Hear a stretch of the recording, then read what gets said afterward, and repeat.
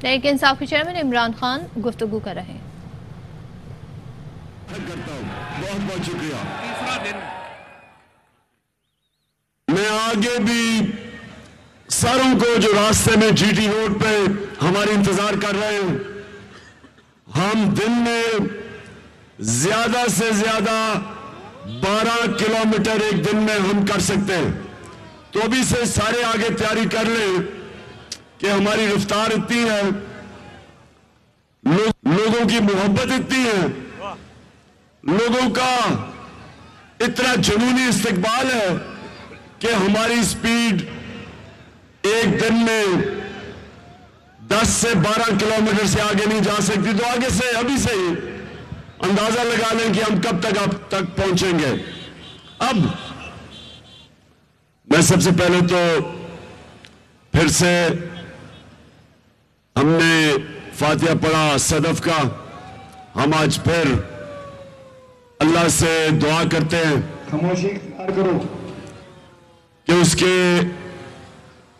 उसके बच्चे, उसके घर वाले सबको अल्लाह सब्र दे, और दुआ करते हैं कि उनको ताकत दे कि ये मुश्किल वक्त से जो वो गुजर रहे।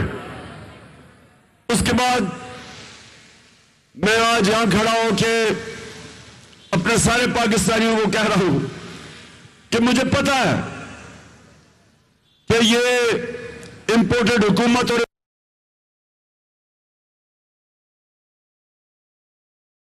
लोगों को, जो सारी पाकिस्तान की अवाम इस इंसाफ के इनकलाब को इस्लामाबाद की तरफ बढ़ते देख रही है, उसकी कवरेज बंद कर रहे हैं।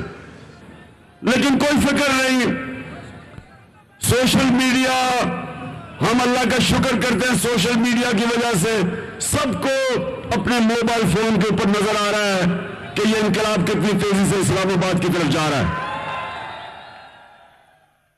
मैं पहले आज सबसे पहले मैं ये जो सिकंदर सुल्तान इलेक्शन कमिश्नर, मैं तुम्हारे से मुखातिब हूं आज। तुम्हारे से बड़ा 2 नंबर आदमी कभी इलेक्शन कमीशन में नहीं बैठा जितने तुम हो।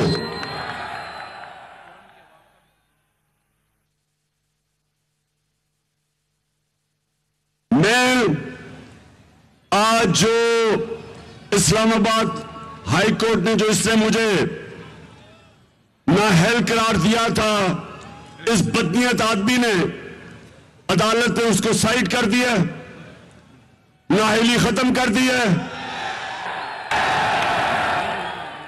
क्योंकि इस बदनीयत आदमी ने एक तो ये नून लीग शरीफ खानदान का घर का नौकर है, और दूसरा इसको पीछे से भी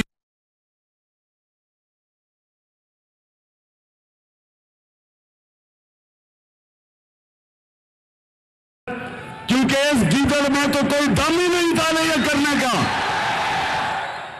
और मैं आज अनाउंस कर रहा हूं कि मैं इसके ऊपर 10 अरब रुपए का हर्जाना करने लगा हूं कि इसने मेरे ऊपर, जो इसने खुश करने के लिए, ये इंपोर्टेड ऊपर चोरों की, उनको खुश करने के लिए जो इसने फॉरेन फंडिंग केस में मेरा नाम लिया और तोशाखाना में, मैं इसके ऊपर 10 अरब का हर्जाना भी कर रहा हूं। और इसलिए कर रहा हूं कि इसने सवाल उठाया मेरी दयानतदारी पे। मैं यहां चैलेंज करता हूं कि जब भी अदालत में केस लगेगा, एक भी गैर कानूनी चीज मैंने की हुई तो मुझे अदालत के फैसले की इंतजार नहीं करूंगा, खुद छोड़ दूंगा मैं।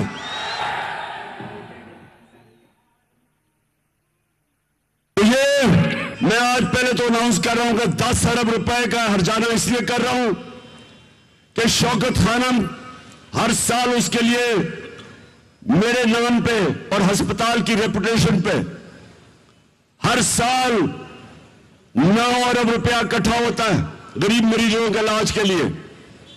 और दूसरा, नमल यूनिवर्सिटी के लिए, उसके लिए मेरे नाम पे पैसा इकट्ठा होता है कि गरीब 95% वहां बच्चे स्कॉलरशिप पे पढ़ते हैं, मुफ्त पढ़ते हैं। अल कादर यूनिवर्सिटी शुरू की, उसमें 100% बच्चे मुफ्त पढ़ते हैं। तीसरा, एक शौकत खानम हॉस्पिटल बन रहा है, पेशावर में बन चुका है, वहां 75% मरीजों का मुफ्त इलाज है। लाहौर में मुफ्त इलाज है शौकत खानम में, और सबसे बड़ा कराची में शौकत खानम अब बन रहा है, जो कि वहां सारे सिंध और बलूचिस्तान के कैंसर के मरीजों के लिए बन रहा है। इसलिए क्योंकि इसने मेरी दयानतदारी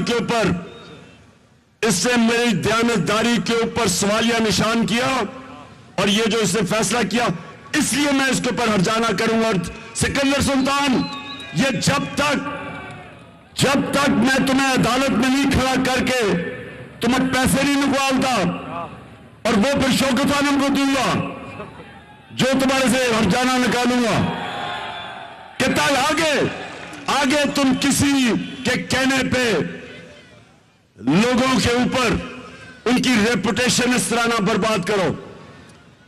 दूसरी चीज, आज कुरम के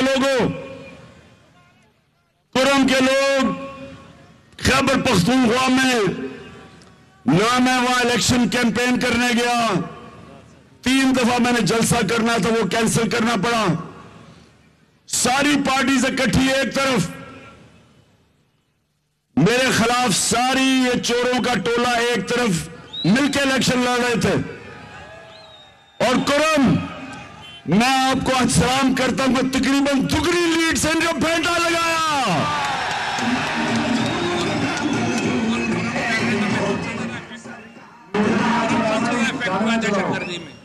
और सुन लो,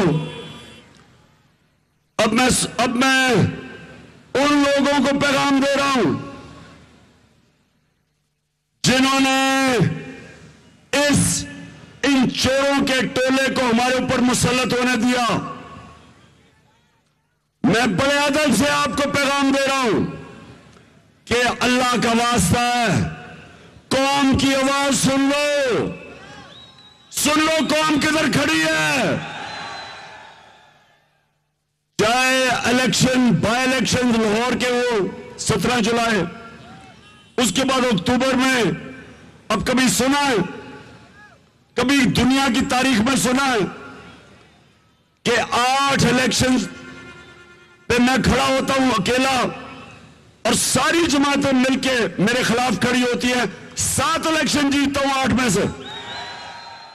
ये वर्ल्ड रिकॉर्ड है।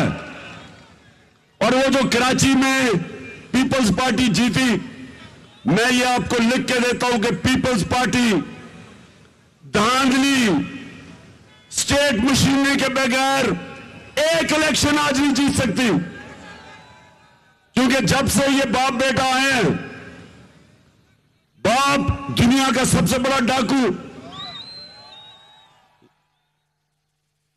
और बेटा देसी वलैती, जो अभी तक उर्दू नहीं बोलनी है, उसे उर्दू बोलता है जैसे अंग्रेज उर्दू बोल रहा होता है। मैं आज इन सबको मैसेज देना चाहता हूं,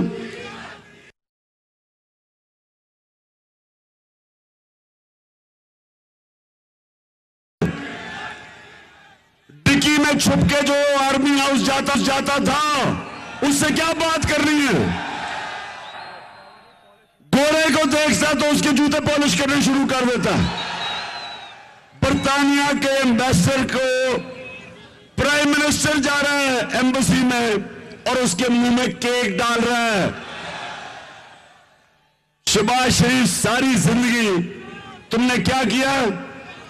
जो ताकतवर होता है उसके जूते पॉलिश करते हो, और जो कमजोर होता है उसके ऊपर जुल्म करते हो।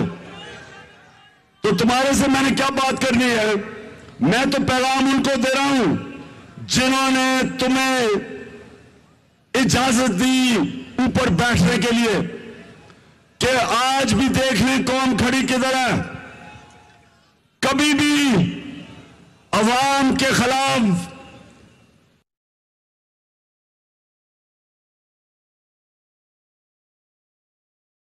आज मिलकर मुल्क को मजबूत करते हैं।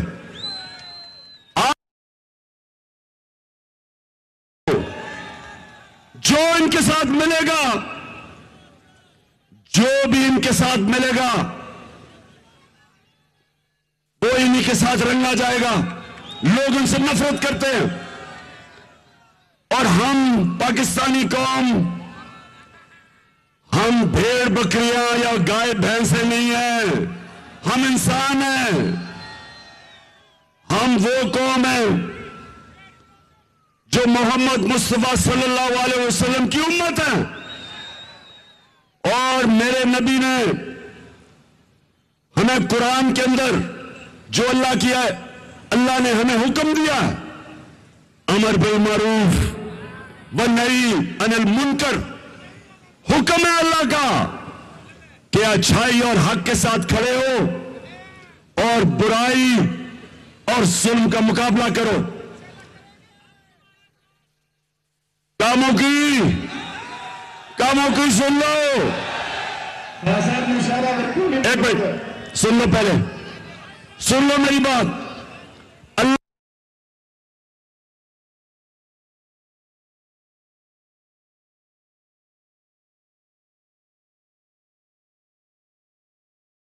क्या हक और सच के साथ खड़े हो, जो आप नमाज में मानते हैं हर बारी के अल्लाह उनके रास्ते पे लगा जिनको तूने नेमतें बख्शी। वो मेरे नबी सल्लल्लाहु अलैहि वसल्लम का रास्ता है, उनके रास्ते नहीं जो तबाही का रास्ता है, ये चोरों का रास्ता है। मैं आज पूछता हूं कि जब मुशर्रफ ने इन दोनों को, ये दोनों चोर खानदानों को जब हटाया करप्शन पे, तो सारी कौम आपके साथ खड़ी हुई, एस्टैब्लिशमेंट के साथ, क्योंकि इनकी चोरी से तंग थी। फिर मुशर्रफ ने इनको एनआरओ दे दिया, बंद कमरे में फैसला किया। पहले कहते थे चोर है और जनाब एनआरओ दे के उनको पाक कर दिया। 10 साल उन्होंने मुल्क को लूटा। लोगों ने मुझे वोट उनके खिलाफ दी, लोग इनसे तंग थे, और आप फिर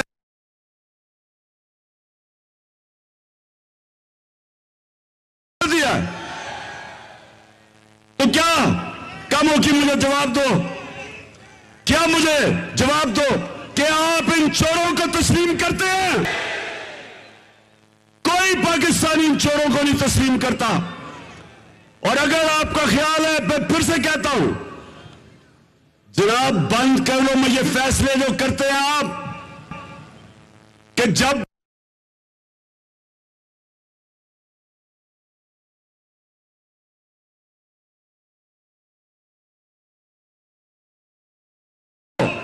जानवर ना समझो, हम गाय भैंसे नहीं हैं, हम भेड़ बकरियां नहीं हैं, कि जब फैसला करो अच्छा जी अब हमने इनको पाक कर दिया है तो अब आप भी इनके पीछे लग जाए, और जो इनको सपोर्ट नहीं करता उसको नंगा करके उसके ऊपर तशद्दुद करो, उनके ऊपर जुल्म करो। जो मीडिया नहीं आपके साथ खड़ा होता उनको डराओ, धमकाओ, जेलों में डालो, वो बेचारे मुल्क छोड़ के चले जाएं।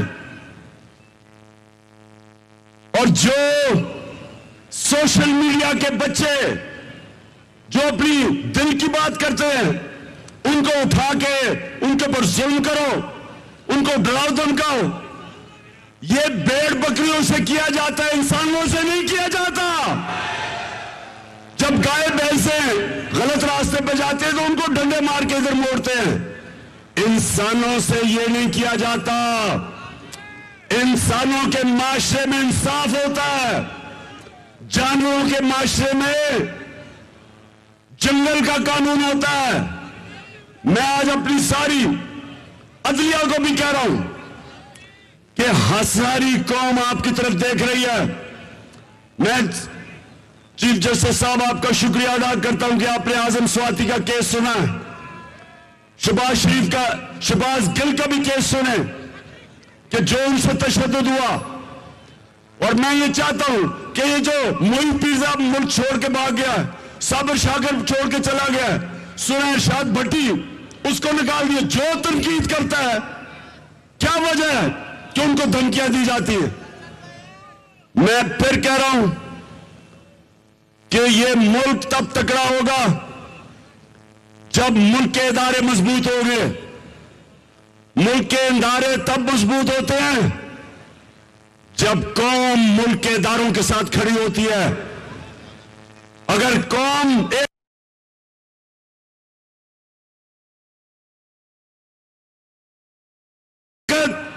मजबूत इदारों में, और मेरी पूरी, जब मैं अपनी फौज की कभी तनकीद करता हूं, वो पाकिस्तानी करता है जिसका जीना मरना पाकिस्तान में है। मैंने लंदन में फ्लैट्स नहीं बनाए हुए, मैंने बाहर प्रॉपर्टीज नहीं रखी। जब मेरे ऊपर केसेस हुए तो मैं दुम दबा के भगोड़े की तरह लंदन नहीं भाग गया। मैं इसी मुल्क में रहूंगा, और मैं अल्लाह से दुआ करता हूं कि अल्लाह, वक्त तो तेरे हाथ में है जब तूने लेके जाना है ऊपर, लेकिन अगर मुझे ऊपर लेके जाना है तो मुझे अरशद शरीफ वाली मौत दई, गीदड़ों की मौत ना दई। मैं आज सारी पाकिस्तानी कौम को अब कह रहा हूं कि यह है फैसला कुन वक्त। इंसाफ आपको आजाद करेगा। जब तक जुल्म का निजाम होता है, जानवरों का माशरा होता है, जंगल का कानून होता है, आपने सारों ने मेरे साथ निकलना है। आपने सब ने, जब मैं वहां पहुंचूंगा इस्लामाबाद, आपने सब ने मेरे साथ इस्लामाबाद पहुंचना है। जिसके पास मोटरसाइकिल है, साइकिल है, गाड़ी है, चिंची है, अगर वो नहीं हो तो पैदल आ जाओ, लेकिन आओ सारे। ये आजादी की जंग है। आजादी की जंग में कुर्बानियां देनी पड़ती है। जब पाकिस्तान बना था, लाखों लोगों ने कुर्बानियां दी, इसलिए अंग्रेज से हम आजाद हुए। और अब वक्त है कि इन चोरों से आजाद होना, और वो होगा जब हम ये कानून की बालादस्ती कायम करेंगे जो मेरे नबी सल्लल्लाहु अलैहि वसल्लम ने सबसे पहले मदीना की रियासत में अदल और इंसाफ कायम किया। क्योंकि पहले अदल और इंसाफ आता है, फिर खुशहाली आती है।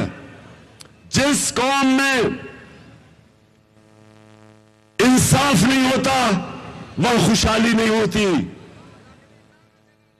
जब तक हम इस मुल्क में ताकतवर डाकुओं को कानून के नीचे नहीं लेके आएंगे, ये मुल्क आगे नहीं बढ़ सकता। और ये है, इसको कहते हैं इंसाफ की जंग। तो सारे ने अब हाथ उठा के मेरे साथ हल्फ लेना। हाथ उठा के मैं यहां से पढ़ूंगा, आपने वहां से रिपीट करना है, बाबा से बुलंद, इतना ऊंची आवाज में कि यहां आप हल्फ लेंगे, आवाज लंदन तक जानी चाहिए, ठीक है? बिस्मिल्लाहिर्रहमानिर्रहीम, ऊंची आवाज में हम हल्फ उठाते हैं कि हम पाकिस्तान के आइन की हमेशा पासदारी करेंगे। हम पाकिस्तान की खुद मुख्तारी और आजादी का तहफ़्फ़ुज़ करेंगे कि हम कभी भी अल्लाह के सिवा किसी के सामने नहीं झुकेंगे, और हम हकीकी आजादी इस जिहाद में आखिर तक इमरान खान के साथ जदोजहद करेंगे और हर किस्म की कुर्बानी के लिए तैयार रहेंगे। अल्लाह हम सबका हामी और नासिर हो, आमीन। तहरीक इंसाफ के चेयरमैन इमरान खान खिताब कर रहे थे और उनकी जानिब से गुफ्तगू की गई। कहते हैं कि हम इस मुल्क के लिए आगे बढ़ रहे हैं। उन्होंने कहा कि मेरी कोई लंदन में फ़्लैट्स या प्रॉपर्टी नहीं है, मैं इसी मुल्क में रहूँगा। उन्होंने ये भी कहा कि चीफ जस्टिस का शुक्रिया कि उन्होंने हमारा केस सुना। इमरान खान गुफ्तगू कर रहे थे। कहते हैं कि इंसानों के माशरे में इंसाफ, जानवरों के माशरे में इंसाफ नहीं होता है। उन्होंने कहा जब जनरल मुशर्रफ ने इन दोनों को करप्शन पर हटाया तो कौम साथ खड़ी थी, जब इनको NRO दे दिया गया और बंद कमरे में फैसले हुए तो फिर इनका साथ नहीं दिया। पहले कहते थे चोर हैं, फिर NRO देके इन्हें पाक कर दिया। ये कहते हैं कि सबको ड्राई क्लीन करके हम पर फिर मुसल्लत कर दिया गया।